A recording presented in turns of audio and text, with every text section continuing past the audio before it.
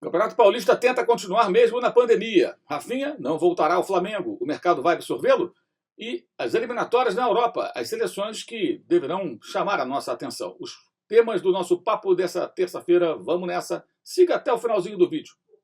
Muita gente questionando, criticando, atacando os dirigentes do futebol de São Paulo pela insistência na continuidade do Campeonato Paulista. Bem, do ponto de vista sanitário e tudo mais, já foi amplamente discutido, os especialistas são contra, muita gente acha que é um absurdo e tudo mais. Mas vamos tentar esquecer um pouco esse lado, que já foi muito explorado, todo mundo acho que já formou opinião sobre isso, e tentar tocar num outro ponto. Por que há essa insistência? Isso está sendo muito pouco discutido, por uma razão muito simples. Os clubes tentam sobreviver financeiramente. Eles estão com a corda no pescoço. Os clubes ficaram parados no ano passado cerca de 100 dias. E eles não têm há um ano receita de bilheteria, tiveram uma queda drástica do faturamento do sócio-torcedor, aqueles que têm os seus programas que eram sólidos e muito rentáveis até a pandemia começar. Tiveram queda de receita com publicidade nas camisas, tudo mudou. E aí a única maneira de manter a roda girando é jogando, ganhando dinheiro da televisão automaticamente dos seus patrocinadores. Por isso a insistência.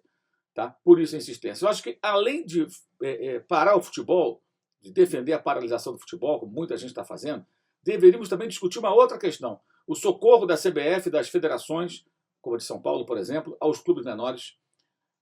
Um grande acordo entre os clubes, os jogadores, o sindicato, para tentar compor uma situação que permita a sobrevivência do futebol.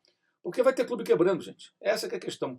Não, mas as vidas são mais importantes, tudo óbvio, mas também um clube falindo, um clube quebrando, um clube mandando todo mundo para a rua, funcionários, também vai gerar os efeitos colaterais. E a gente pode lutar contra os efeitos colaterais paralelamente à luta contra a pandemia. A luta contra a pandemia não significa ficamos todos em casa para todas as atividades profissionais e, consequentemente, congela a economia quase que na sua totalidade e depois a gente vê como é que fica. Não, a gente pode fazer as duas coisas.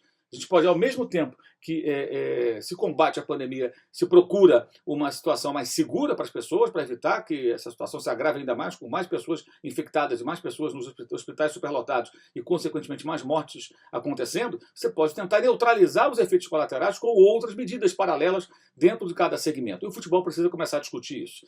Não adianta discutir só se para ou continua. Quais são as soluções? Existem saídas? A alternativa? Acho que é isso que está faltando discutir no futebol e eu acho até na sociedade. Afinal de contas, nesse um ano, houve um afrouxamento, né, geral, inclusive da cobrança da sociedade e da imprensa. Quando nós vimos, por exemplo, praias superlotadas, aglomerações em comícios de políticos durante a eleição de 2020, né, de partidos de todas as correntes possíveis. Né? Aí juntava todo mundo, aquela coisa, tá de máscara, mas tinha a multidão também. Tudo isso aconteceu, entre outros absurdos, festas. As pessoas meio que largaram de mão como se o vírus tivesse ido embora. É claro que ele não tinha ido embora. É claro que a chance dessa quantidade enorme de pessoas infectadas ela era enorme. E não houve indignação, a reação que poderia ter havido naquele momento. Acho que nesse momento, então, se o futebol tem que parar, tem que continuar, pode continuar, não tem condições de continuar, que se discuta também soluções para minimizar os efeitos colaterais de uma paralisação dessa modalidade, como em outros setores da economia, o mesmo deveria ser feito. O Flamengo não vai recontratar Rafinha, o anúncio oficial foi feito agora no final de semana, eu dei essa informação na noite de sexta-feira, inclusive, aqui no UOL, né, em primeira mão, o Flamengo desistiu.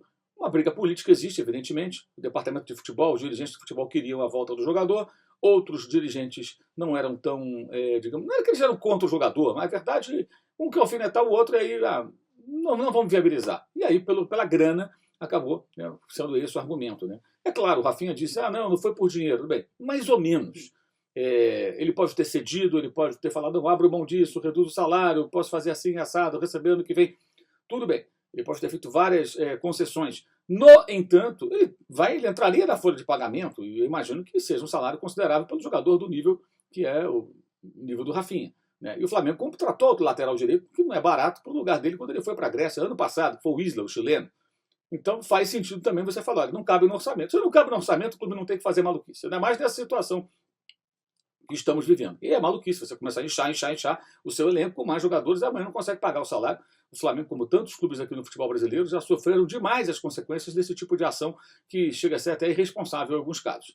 Né? Mas o mercado vai absorvê-lo? Acho muito pouco provável que absorva em condições semelhantes àquelas que ele tinha quando jogava no Flamengo em 2019. Porque o mundo era outro, a situação era outra, o mercado era outro. É muito difícil que um clube hoje aceite contratar um jogador, por melhor que ele seja, por uma remuneração que ele conseguia há 2 anos. Além disso, há 2 anos ele era um jogador mais novo, né? Então tudo isso pesa. Na verdade, o que acontece são efeitos do que está acontecendo nesse mercado do futebol no mundo inteiro com a pandemia. Rafinha vai se encaixar em algum lugar? Provavelmente sim. Não sei se no Brasil, se no mercado alternativo, mas acho que as condições para que ele possa negociar, evidentemente, não são as melhores nesse momento, depois que o Flamengo anunciou oficialmente que não vai ficar com o jogador.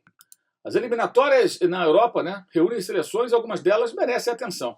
Como, por exemplo, a Holanda. A Holanda que vai enfrentar nessa quarta-feira a seleção da Turquia e que passa por uma grande reformulação. A França, campeã mundial, vai jogar contra a Ucrânia. A França sempre merece atenção, especialmente porque tem Mbappé, que é a grande sensação hoje no futebol internacional. É o jogador mais importante do Paris Saint-Germain, o jogador que, inclusive, participou de forma decisiva na eliminação do Barcelona de Messi na última Liga dos Campeões. Bélgica joga contra o País de Gales. Como vai se comportar a seleção belga, né? O Hazard está machucado, está sempre fora de combate, é uma geração que já começa a ficar mais envelhecida, né? Então é interessante observar como vão se comportar. Agora, Portugal, que joga contra um adversário fraco, o Azerbaijão, também nessa quarta-feira.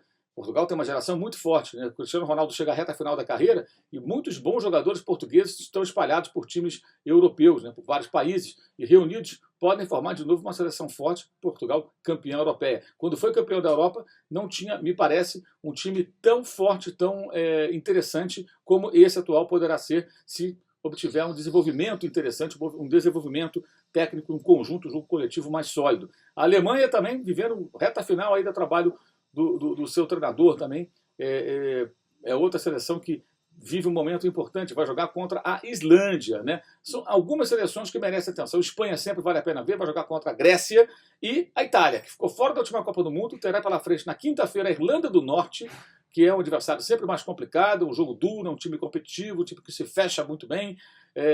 Vamos ver como os italianos vão se reconstruindo na tentativa de evitar que aconteça o que houve pela primeira vez em tanto tempo, que foi a Itália fora de uma Copa do Mundo, já que não foi a Rússia em 2018. A Inglaterra, que faz um trabalho muito sólido no desenvolvimento de novos jogadores, ganhando títulos na base, revelando gente jovem e com talento e com uma forma de jogar que já há muito tempo deixou de ser aquela da ligação direta do passado, porque a Premier League mudou a perspectiva do futebol no país. Mas vai jogar contra uma seleção fraca, deve golear San Marino na quinta-feira, adversário dos ingleses nessas eliminatórias.